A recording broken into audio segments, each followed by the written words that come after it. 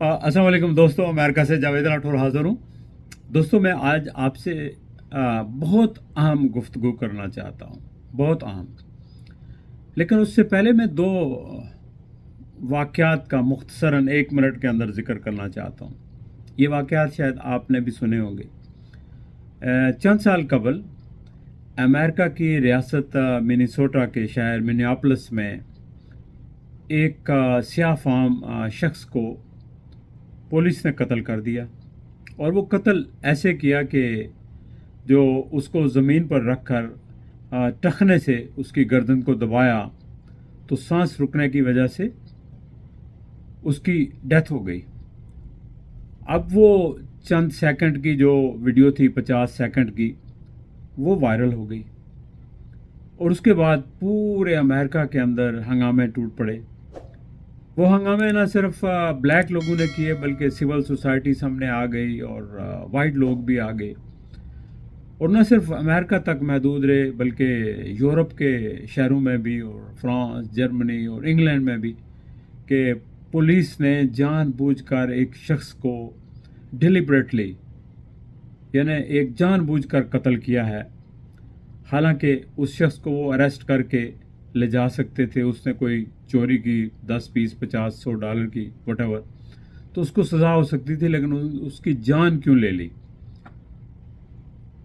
और बहुत सारे जो है यहाँ नुकसानात भी हुए। कई जगहों को, बिल्डिंग्स को आग लगाई गई। गलत था, लेकिन जब आपको पता है, जब माप बाहर निकलता है तो वो किसी के कंट्रोल में नहीं रहता।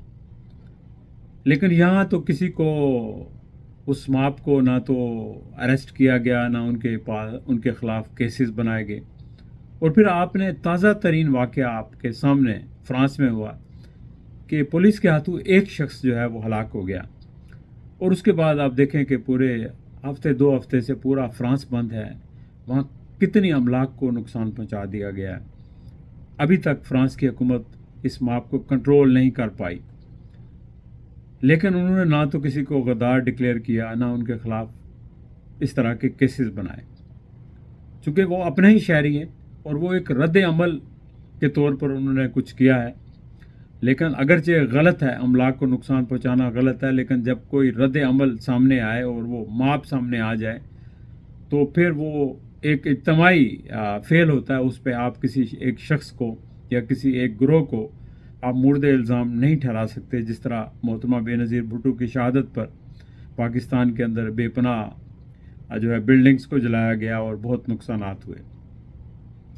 इसी तरह जो वाक़या हुआ, इमरान खान की जब गिरफ़्तारी हुई तो उसके बाद लोगों ने जो रद्द अमल दिखाया और जिस तरह लोग वायलेंट हुए या उनको ट्रैप किया गया। लेकिन मैं समझता हूँ कि लोग ख़ुद जो है वहाँ पर गए। लोग ये समझते थे कि ये इस सब के पीछे आर्मी है, लिहाजा आर्मी का जाके आर्मी की के जो मकामात हैं वहाँ पे प्रोटेस्ट करें। लेकिन वहाँ उनको आगे ले जाया गया और अमलाक को जलाया गया। लोग खुद बेकाबू हो गए या किसी ने उनको डायरेक्ट किया। जो भी सूरत हाल है उसकी तो इन्वेस्टिगेशन होना चाहिए, वो कोई इन्वेस्टिगेशन नहीं हुई। लेकिन उसको जवाज़ बनाकर पूरे मुल्क के अंदर एक तूफ़ान बर्पा कर दिया गया।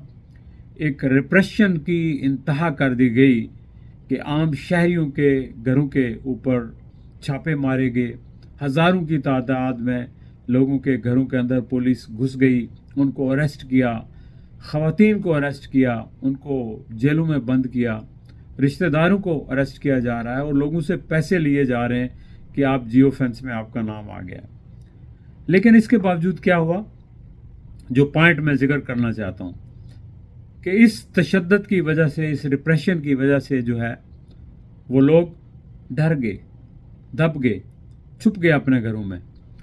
लेकिन अगर यही रिप्रेशन अमेरिका में होता, यही रिप्रेशन फ्रांस में होता, यही रिप्रेशन किसी और मुल्क में होता तो उसका ज़्यादा रद्द अमल होता और लोग बाहर निकलते। लोग कहते कि अच्छा फ़लाँ के साथ ज़्यादती हुई है तो क्यों हुई है।